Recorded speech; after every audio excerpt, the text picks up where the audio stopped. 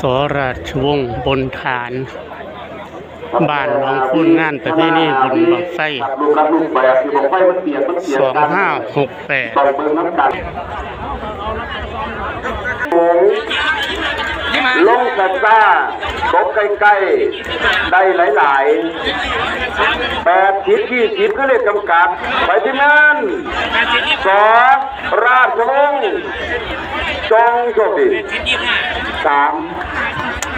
มันเฮ้ย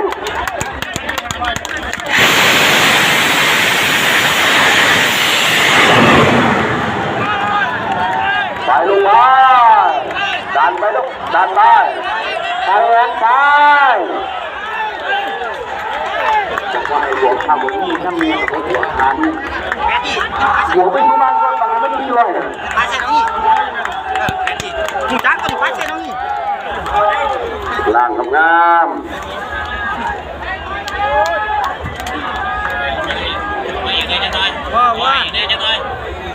ล่างตายนั่งบนเวลาล่างไปพวกล่างไปเองใจเย็นๆก็ได้ล่างไปล่างซ้าย